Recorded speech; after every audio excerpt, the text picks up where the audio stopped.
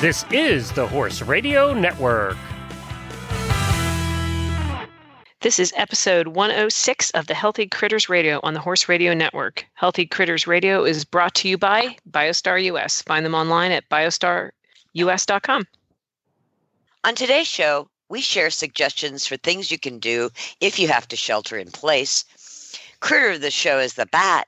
In Critter Nutrition, we address how to support the human immune system.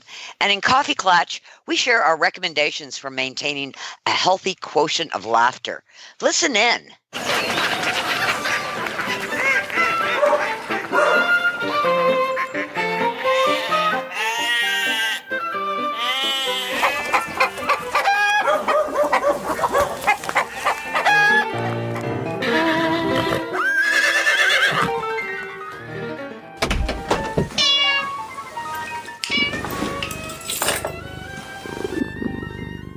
I'm Tigger. I'm Patty. And I'm producer Jen, and I have an important question for Tigger and Patty. Oh, boy. Oh, boy. Okay. First of all, let me congratulate you, Tigger, on using the word quotient. Thank you. Thank you. Thank you very much. Oh, is that kind of like the word of the day? Hey, Yeah. How many times can we slip that in to the rest of the show? We'll work on it. Absolutely. Game on. Okay. Game on. That's it. I have a question.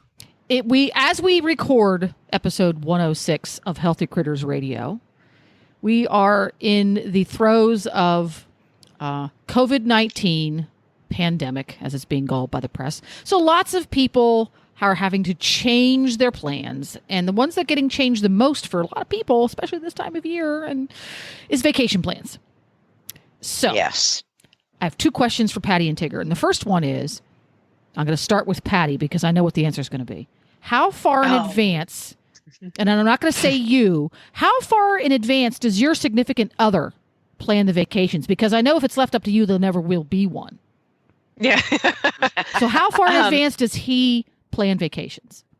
Well, Jen, thank you for that question. And I'm going to answer this in a way that may surprise you, because neither myself or my significant other plan our vacations because our children rule our lives. It's been planned. Every year it's the same week. And the only reason it wasn't last year is because Hannah had to screw things up by getting married. So we always go the first week in August. So that's kind of like our it's already been in motion. So I know that, and you're right. If it were up to me, we would be working. So what you guys do is just set aside the same week every year and worry about what's going to happen in the moment.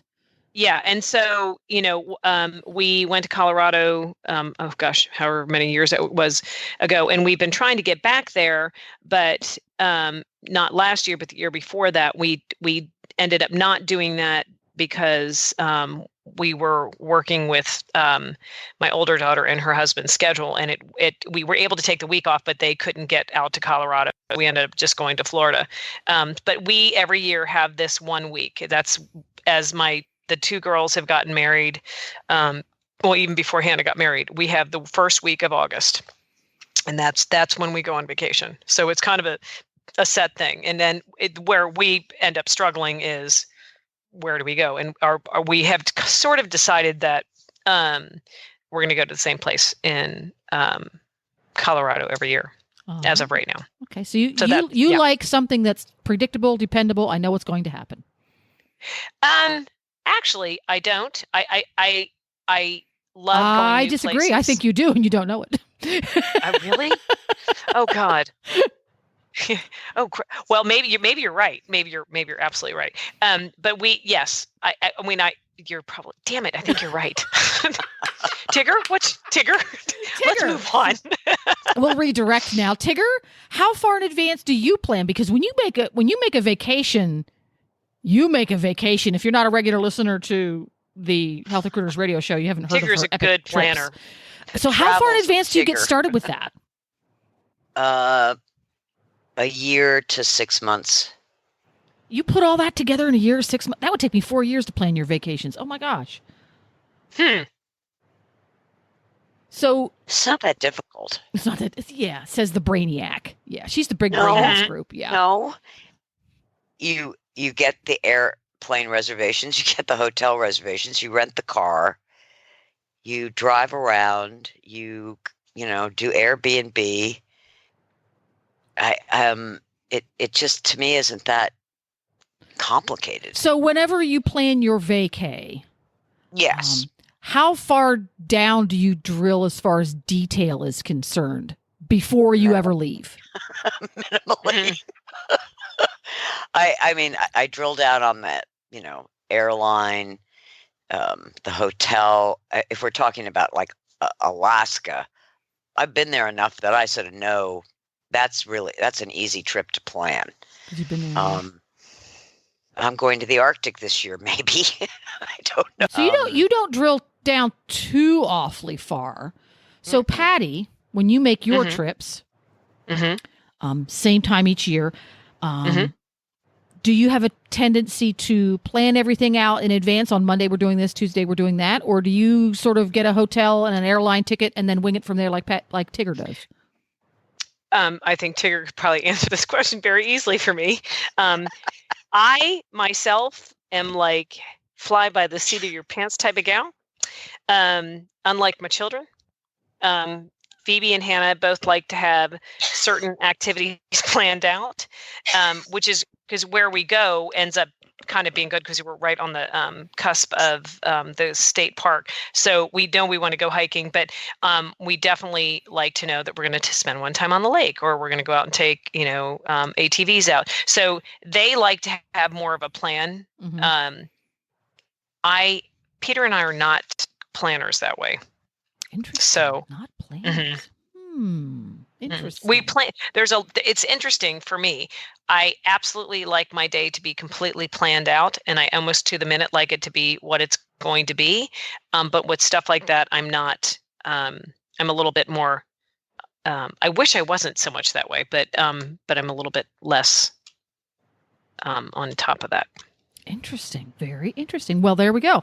So, how our hosts plan their vacays when they happen, which really isn't all that often. How about you, Jen? I was going to say, yeah, what about you, girl? When it comes to proper vacations, and for us a proper vacation is more than 3 days, we have a propensity to plan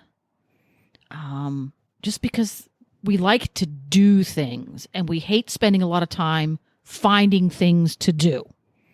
So when we get to where we're going, we want to have it all planned out so we don't waste a half a day finding that fascinating off the beaten path museum. We know it's there already because we found it. We can go do it. We kind of jam pack our vacations. We're the kind of people that when we get back from vacation, we need to take a couple of days off so we can rest. I like the adventure of not knowing. We used to be that way. Yeah, discovery. We used to. But now that we're older, it was like, we only got limited number of vacations left. We need to pack in as much as we can. Pack in so as much as we funny. can. Glad you're not on a cruise ship. Well, yeah, and Glenn and I, we do like to take cruises. Happy we're not, and we will be cautious going forward and make sure that things are as healthy as they can be before we hop back on a boat. There's so many things to do, though. We're okay with that. There's so many places to go, people to see. Well, for our listeners that are about to shelter in place or are concerned about sheltering in place, we've kind of decided to devote the show to the coronavirus and the healthy critters way to deal with it. I like that, the healthy critters way. That's right. So that will include a postcard. Send postcards. Please. You'll have plenty of time to write them. Yes. Yep. We're going to But start don't touch the your round face. table Don't with touch your face. the things you can do for yourself and your animals if you have to shelter in place. Because, after 2 or 3 days of watching Netflix, you might want to do something else. So we have some ideas and suggestions. There we go. So here we are at the round table, and we're going to focus on things you can do for yourself and your animals if you have to shelter in place during the coronavirus. One of the things that if I have to shelter in place, I'm looking forward to making a lot of bone broth for the dogs. Hopefully I can find bones. Hopefully the hoarding will relax a little bit. But bone broth is really easy to make for dogs. It takes 24 hours. And the great thing is after you're done making bone broth, not only, can you feed it to your dogs, but I like to pour it out into little ice cube trays so that I can, take one out or a couple out and give them to the dogs to suck on. And bone broth is so good for their immune systems and their joints. So that's one thing that I'm going to do. And I decided it would be really cool to teach myself something new. Interesting. And did you have any thoughts on what that might be? I'm thinking of knitting. That's one of the things we do when we go on vacation. We have to go to the local yarn store. You need to call Phoebe. She's big. That's great. But it occurred to me that having 2 weeks or 10 days, it would be a really good time to learn something different.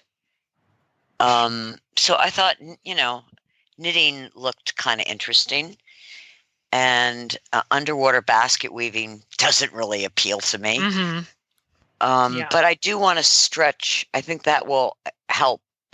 That helps keep you healthy when you can stretch your mind and your experience and get into something different. Interesting. Now, a friend of mine has decided she's already locked up in Chicago in a high-rise apartment. And she's locked up because she actually has some symptoms of coronavirus. So she's late 60s, and so she's sheltered in place. And I said, so what are you doing? She said, well, I've decided to take on puzzles. And I went, puzzles? Mm-hmm. Oh, yeah. She said, yeah, that she never liked puzzles as a kid. But she's decided, with the convenience of Amazon, she can order puzzles. And that she has one now on her coffee table. And every time she walks by, she stops and sees if she can move.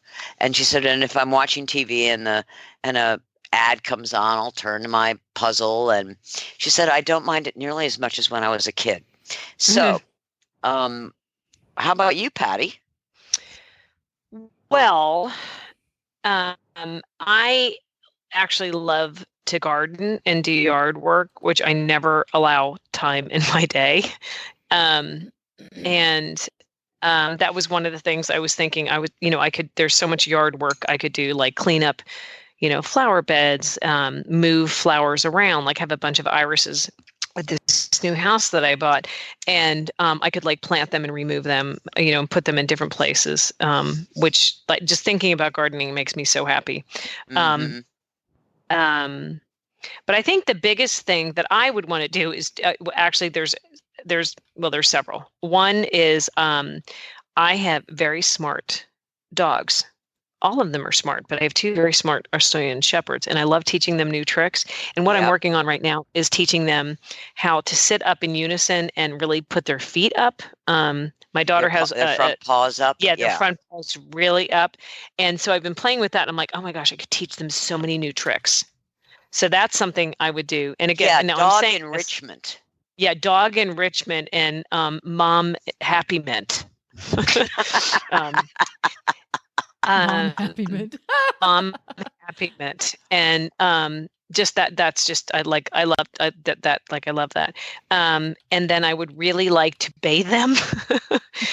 In my new house, I have a very European type bathroom. It's really cool. It's the whole bathroom is the shower and the tub is in the bathroom behind the door. I don't know if that makes sense, but you walk through the glass door like a normal typical shower door, but it's like a room. And in this room is 2 shower heads and then a bathtub. So I could bathe all of my animals in there at once.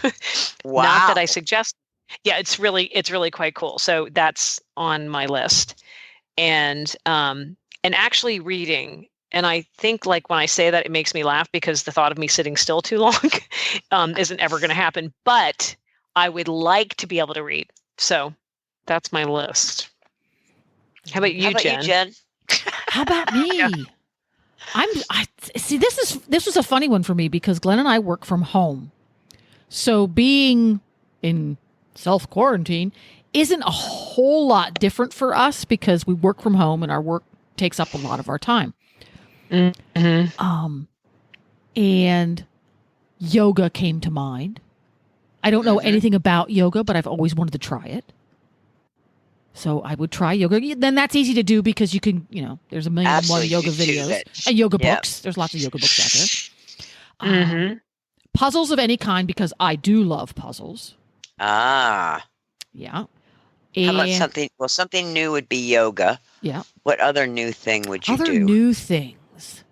I would love to have the time to take some courses from a company called Masterclass. Oh yeah, I see them advertised. I've seen Happy Days. Ron Howard does one on filmmaking. And I desperately want to take that one just because I want to hear his insight. I just find him fascinating and such a brilliant movie maker. And I'm sure there are lots of other classes that it's like, I didn't know I would love that topic, but I do. I think it the one thing about being in the horse business, especially during the plague, is that in a lot of ways our lives aren't altered. The horses have to be fed. There are certain things that are going to stay the same. Yeah. The horses have to be ridden. The horses have to be groomed. I mean, that isn't going to change, period.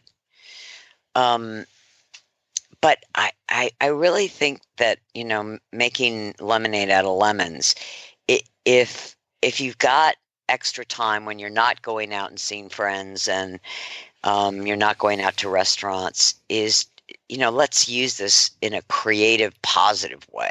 Yeah, whether it's, I absolutely 100% agree with you. And that doesn't have to be something serious. It can be something totally and utterly creative. Buy yourself a roll of craft paper and some paints online and paint the living daylights out of it or on your walls. It doesn't have to be something that's serious or something that might be perceived as intellectually constructive. It can just be completely wild and crazy, just as long as it makes you happy. Yeah. And fun. Yeah. And entertaining and engaging, whether it's engaging with other people. Oh, you know what? This would be a good time to make candles. Carefully, don't burn your house down. Yeah, but candle making, that's a very time-consuming process. That's a good one. It is. Yeah. It is. And soap making. And you could, all the wine that you've been drinking throughout the 2 weeks, there we go. You can then make candles that can go in the wine bottles. There we go. Look at Tigger being creative. I like it. So after you are sequestered, share. We'd love to hear what you plan to do or what you did do. So send us a postcard because you've got the time to write one. That's right. Yeah. Biostar, 1 Cleveland Street, Suite 800, Gordonsville, Virginia, 22942. And now it's time for the breed of the show. So we are at the critter of the show, and we thought it may be a good time to talk about bats with all the recent stuff that's been going on on the globe. There's been lots of discussion about obviously the coronavirus, and that perhaps it is originated with bats. And there's a lot of information out there that's suspect, truly far from being solved as to what the origination of the virus is. But there's a lot of really interesting things out there about bats. And because this whole subject is so sensitive and whatever, I really would like to focus first on how amazing bats are. I'm sure everybody where they live have seen bats, especially when it gets at dusk. This time of year, when people are out more, you tend to see bats more often. They used to come into my indoor arena when I would teach lessons in Virginia late at night, and they were amazing just to kind of just watch how they maneuvered in the air. So, bats they're a mammal. There are, I've read that, first I read there's over 1,000 species. Then I read there's over 1,200, then over 1,300. But basically there's a lot of different types of bats out there, and they can range from being this like weighing less than a penny to having a wingspan up to 6 feet. They're very important, very, very important to the ecosystem. And, there's two different main types, microbats and megabats. And the microbats, obviously, they're really tiny ones. Some of them depend more on fruits and plants, and some depends more on moths and mosquitoes. And everybody, has heard of vampire bats. That is a real thing, and they actually do live off blood, but they only go after cattle and like horses and livestock, their ankles, which this is something I did not know. Microbats are obviously the tinier one, and they rely on something called echolocation, which is a system that they use by sound waves. They sense objects by sound waves, excuse me. And what's so interesting about that is bats compared to, say, like a bird, are so much more agile in the air.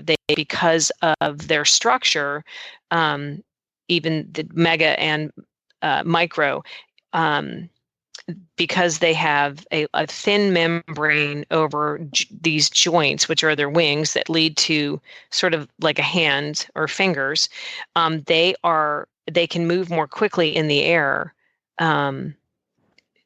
which is what, if you see them at night, you can see how quickly they can jet one direction and the other.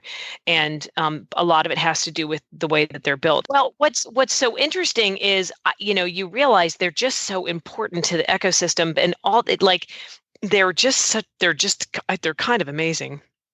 And they're pollinators. They're huge pollinators. Huge pollinators. Yeah. So kind of one cool, really super cool bat tidbit is the female bat. They're called tidbits. Female bats actually, they can only have one baby bat per mating season, and they actually give birth upside down, hanging. The hanging thing, they do that upside down. Isn't that kind of cool? Isn't that amazing? That's amazing. That was a little TMI for me personally, but maybe I'm more sensitive than some. Yeah. Wow. Stop being a sissy. Okay. Wow. There we go. Yeah.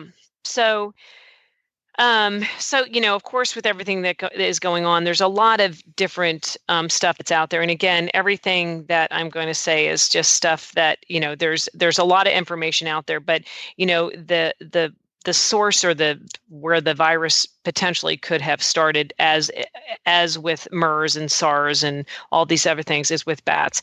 And what I found out, those other diseases started with the Seville cat, the Serval cat. That's interesting, because if you read up on bats, they're going to tell you that a lot of the stuff happened from the bats. And again, that's why I said a lot of this is still very speculative and suspect, and it's far from being solved. But, there's a woman in the Wuhan province who works for the Wuhan Center for Disease. She's named Batwoman. And unfortunately, she's a virologist, and I'm going to not do her name very justice, but it's Zhengi, Zhengi. And she has studied bats for years and years and years. But one of the things that is kind of interesting is a lot of people, go and they collect guano, which is bat poop, and it's used great fertilizer. Yes. Mm-hmm. And they have learned, and this again, Tigger, would be interesting to find out. But all the stuff that I researched in this, really, they go back to all of this, and even Ebola come from bat guano. And it's like a big thing to have a clean cave. because that's obviously where the bats go and hang out and poop a lot. But anyway, when this all sort of became a big thing, they sent in this woman. And again, her name is Shy. I'm not going to even try again. But she has spent her, years and years and years researching bats, and the bats can definitely be carriers. But the reason that the bats don't get sick, because they are mammals, is because they have an incredible immune system.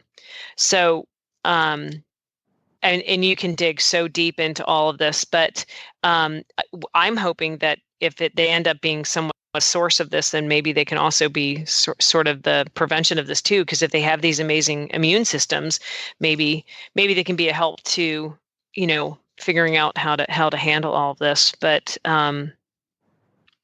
again, I mean, I wanted to kind of touch on both parts of it, because bats are just such an amazing part of our ecological system. And even though that they can be carriers, they're still very, very, very important to how plants pollinate. And they're really, some of the bigger ones are kind of scary, but the little ones are super cute.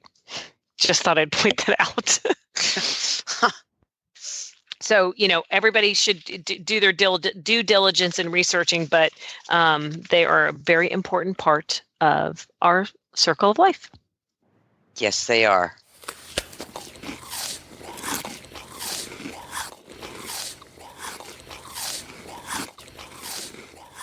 So now we're at critter nutrition, and this segment I want to focus on immune support for the human critter in light of the virus.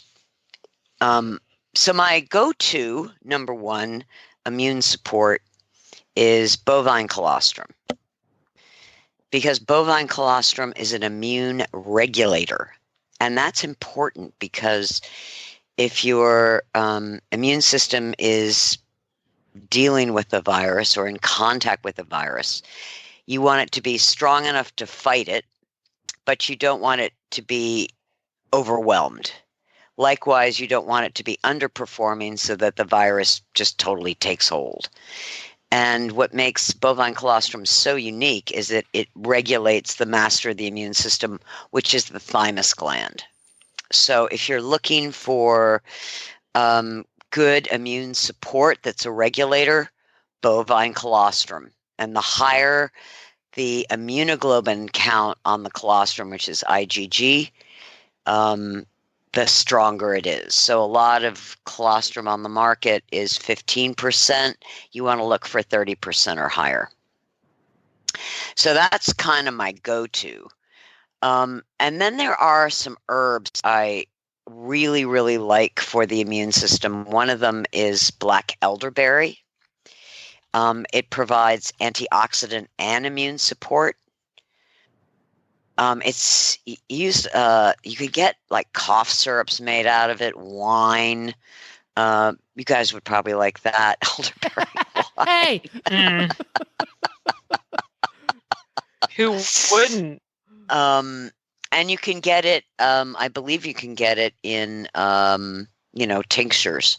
So elderberry would be a really good thing to add to your program to support your body. Dealing with the stress is really critical because cortisol causes a cascade of problems.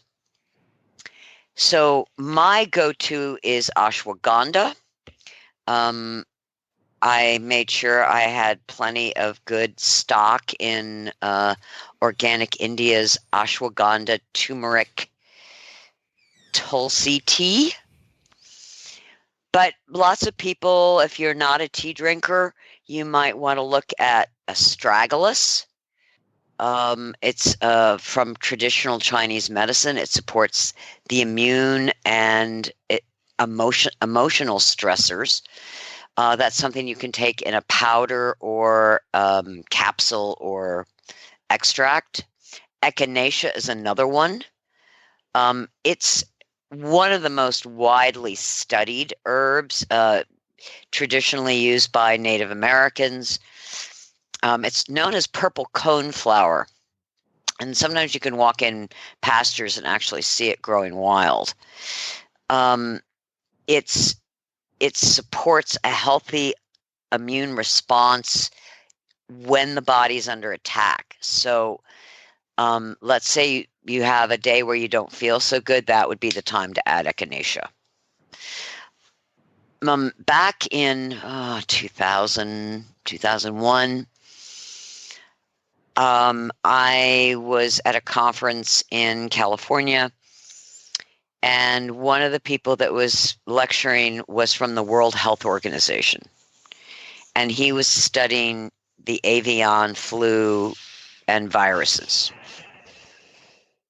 And one of the things that he commented on, which really struck me, was that a virus can only survive in a acid blood pH.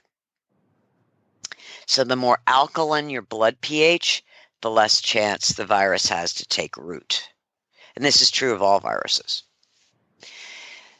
Now, I was so impressed that I decided when I got home, I was going to absolutely eliminate acid causing foods, acid meaning not acid in the stomach, acid to the blood pH, and just do a total alkalizing diet. I didn't even make it 7 days. So it's really hard to do. But ever since then, I've learned how to manage my love of things that are acidic, that are good food, but they can raise the pH. So I balance, if I'm going to have rice, which is unfortunately acidic, I'm going to accompany it with something that is alkaline. So my go-to is water with lemon. Lemon is a great alkalizer. Yay, I did something right. Almonds, almond butter. Almonds are a really good alkalizer. Most all fruits are alkalizing. Most vegetables are alkalizing. The acidifying vegetables are corn, lentils, olives. The acidifying fruits are blueberries, canned or glazed fruits, cranberries, currants, plums, and prunes. The acidifying grains are a lot: amaranth, barley, bran, bread, corn, flour, macaroni, noodles, oats, oatmeal, quinoa, rice, rye, spaghetti, blah, blah, blah. So again, my approach is, first of all, the tendency for all of us under stress is to eat comfort foods. If you're going to eat a comfort food, try to balance it with an alkalizing food. Really try to avoid processed foods. Really try to avoid carbonated beverages, particularly soft drinks.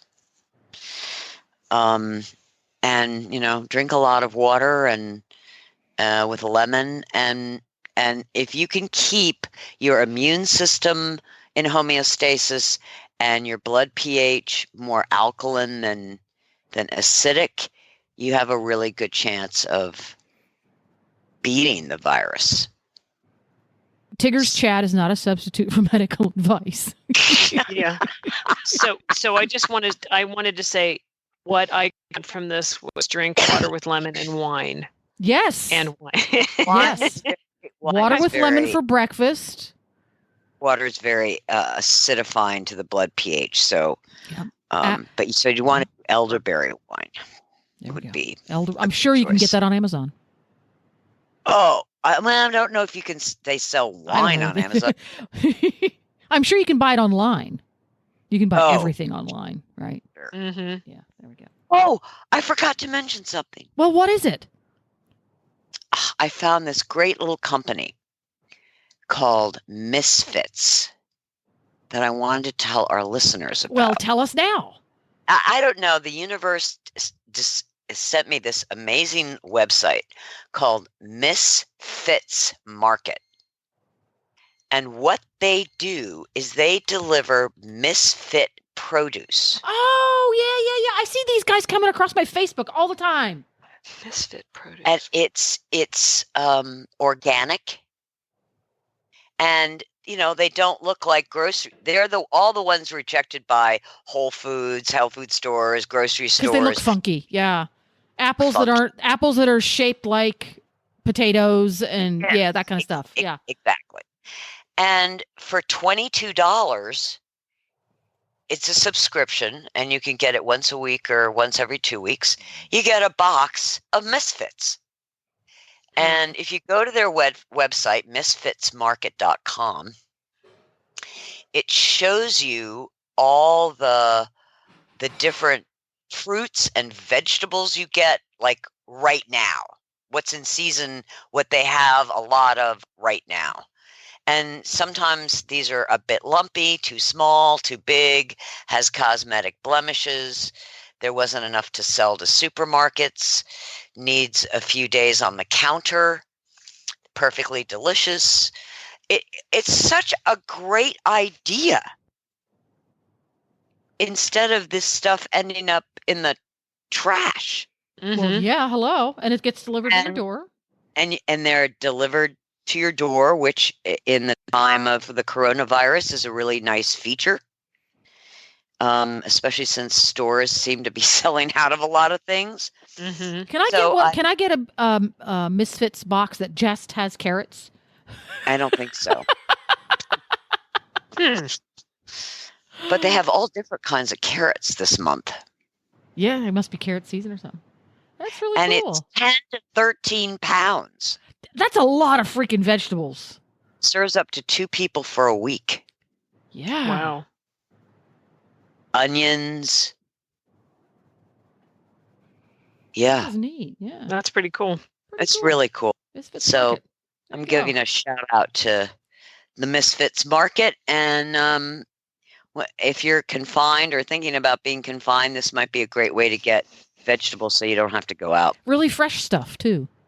Yeah. And it's organic. Fresh and organic. And it's probably a lot less expensive than buying organic through a grocery store because organic produce is always a premium price. It's 40% less. Yeah. Cool. And you get the little surprise, Woo, what's in here? And, and hearkening back to our discussion earlier, something that you can do is get creative with your cooking if you're getting a Misfit box. Yep.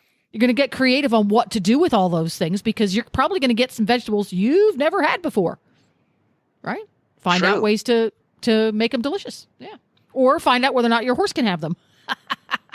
Or your chickens. Or your chickens. Chickens will eat anything. Chickens will eat anything. There we go. Cool. Real horses and real dogs are healthier, perform better, and recover more quickly on real food. That's why Biostar empowers horse and canine owners with 100% whole food nutrition, supplements, and feeding programs. Biostar products are made at their own certified non-GMO facility in Gordonsville, Virginia, using real food ingredients that are raw, freeze-dried, or dehydrated, never cooked, and are free from artificial flavors, colors, soy, corn, wheat, and molasses. The Biostar product line includes a wide range of whole food, horse and dog supplements, treats, and unique artisan poultices that embrace the ancient and traditional uses of clay and plants. Visit biostarus.com today and learn about whole foods and canine and equine nutrition so you can make the best decisions about the care and health of your horses and dogs. That's biostarus.com. Whole food nutrition the way nature intended.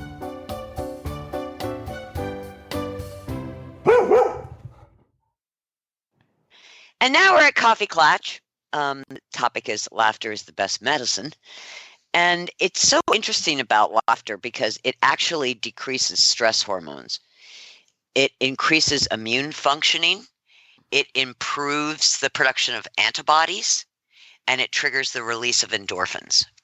So it's really a great medicine. And there are some things that I have my go-tos when I know I need an injection of laughter, other than calling Patty on the phone. Or I should say, other than trying to reach Patty on the phone. Patty on the phone, and taking that's right. 3 days to reach her. 3 days, 2 minutes. In 54 seconds. Correct. So for those of you who are confined, housebound, I have some of my personal favorites. Okay. I love I love watching Lucille Ball. Oh my! I can watch. Okay. I love That's Lucille. my favorite. Absolutely my favorite. It just gets me into giggles. Oh my gosh. Yeah, totally with I love, on the more modern side of things, I can watch Frasier repeatedly. I can watch Cheers. Mm-hmm. There's such comfortable, well written. You may not be galoofing in laughter, but you'll chuckle. Mm-hmm. I love the Netflix series Something and Frankie. Oh, I know Grace, which one you mean. Grace, Frankie yes. and Grace, yes. Grace and Frank. Yeah, Frank. Yes. Yeah. Mm-hmm. Yes. Yes. That is really good for a lot of giggles. But if I want to get a belly laugh going, I'll either go to animation or I will go to YouTube and watch Robin Williams. Yeah. Yeah, And you got a point and there. There is so much YouTube on Robin Williams. And one of my favorites is that very classic Inside the Actor's Studio. And it's like, it's an hour and a half long, but it's broken into segments. But, every time he was on Carson, and the interviews with him, and some of his clips of his HBO specials, that will send me into absolute paradise of laughter. So I really encourage you to seek laughter out. I know it's stressful. I know everybody is anxious, but you can make such an important shift in your stress levels and how you feel about facing the virus and how your body feels.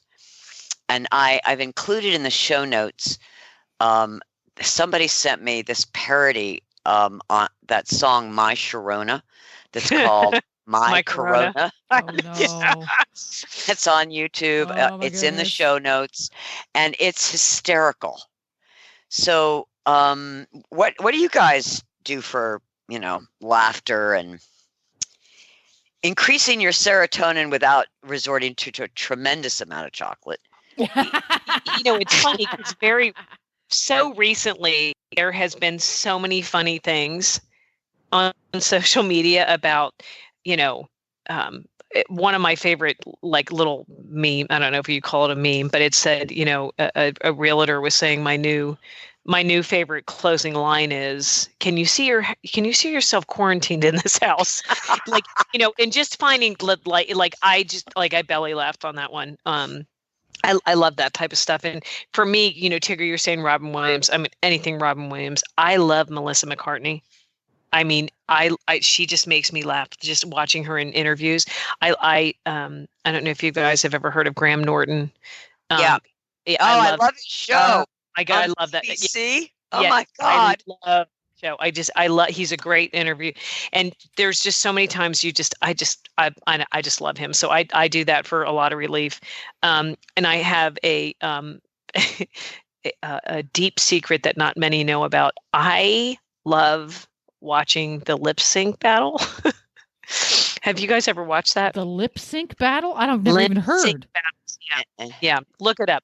And it's famous people that come on that lip sync other famous songs, and they just sometimes they go to it just makes me laugh. I just like that just I don't know why it makes me laugh, but I love watching that stuff. But it's just like people dancing and doing whatever, and they're lip syncing, and sometimes what it is, it's like two stars against each other, trying to beat, they try to beat. So it's just funny what they like, the extent they'll go to. Like, 'cause a lot of times it's like big burly men dressed up as, Beyonce or something. So it's kind of funny. But utter also silliness I love is what it is, which is great. It's utter stupid. Yeah. I also, a go-to for me is always Everybody Loves Raymond. I've never seen it. It's just again, just kind of Lucille, because Lucille, the I Love Lucy show.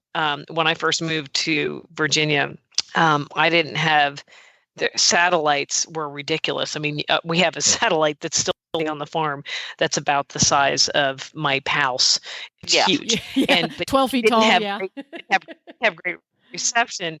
And so I had all these VCR tapes, and my mother-in-law had bought all the entire all the seasons of I Love Lucy, and would have them sent to me. And so I have every single episode. Oh my God. Every single Do you know what I discovered? I don't even know where I found it, on some bizarre channel when I was surfing. Hogan's Heroes. They're classics. Yeah. Oh my God. I laughed and laughed and laughed and laughed and laughed. Mm-hmm. It's as silly now as it was then. Yes. Yeah. Absolutely. And anything Johnny Carson. Anything Johnny Carson. Absolutely. Johnny, agreed. Mm-hmm. How about you, Jen? Oh, I've got so many old episodes, and it has to be old episodes of America's Funniest Home Videos, because they were funnier when the show was older. Yeah. Anything Carol Burnett. Oh, true. Oh, yeah. Classics. Good. Oh my And God. I was thinking about movies that just make my face hurt because I laugh so much. And anything Pixar just makes me smile. Not necessarily laugh out loud, but just smile. Oh my God. Yeah. Pixar. And probably the funniest movie I've ever seen in my life was The Court Jester with Danny Kaye. I did not see that. Oh, that's funny. But he's classic. Yeah, 1956. It's old, and it is in color. And it's on Amazon Prime, so you can stream it. But funniest movie I've ever seen. Well, some of those Jerry Lewis films. Some really good Jerry Lewis stuff. Yes, absolutely. And we're all dating ourselves right now. And if you want just for me a quick light laugh, just because I just finished recording a podcast where we had to call the guest 35 times and nobody's microphone worked. I just go to YouTube and I watch Simon's Cat. I love Simon's Cat. Oh. I love Simon's Cat. Simon's Cat is perfect. Big fan. Yes. Simon's Cat is perfect. There we go. So that's mine. It's really important to try to keep a little level of fun and laughter, at least once a day. Yeah. We know that the news is overwhelming, and there's an anxiety throughout the country that is palpable. You can break that cycle of worry by just laughing. And luckily, with YouTube and streaming services and cable, we've got a lot of options. So, I also was listening to Tom Lear this morning. There you go. Oh, and there are plenty of funny podcasts. And Alan Sherman. You can listen to Healthy Critters Radio. Yeah. I highly recommend Healthy Critters Radio. You can go on your phone and download the Horse Radio Network app, and it's right there. Or you can listen to it on iTunes and Spotify and Stitcher and all kinds of other places. Just Google it or look for it on your phone, Healthy Critters Radio. It's great. These two ladies talk all about kind of different health topics, but it's really funny. Just try it. You'll really like it. And then there's this other lady. She's involved too, and she kind of runs it around. Oh my gosh.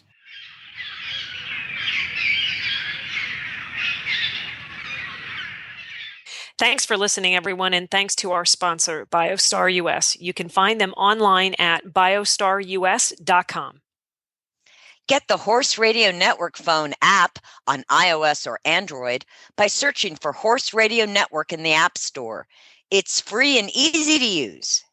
For details about today's show, go to healthycrittersradio.com, where you can find links, photos, and more information about our guests.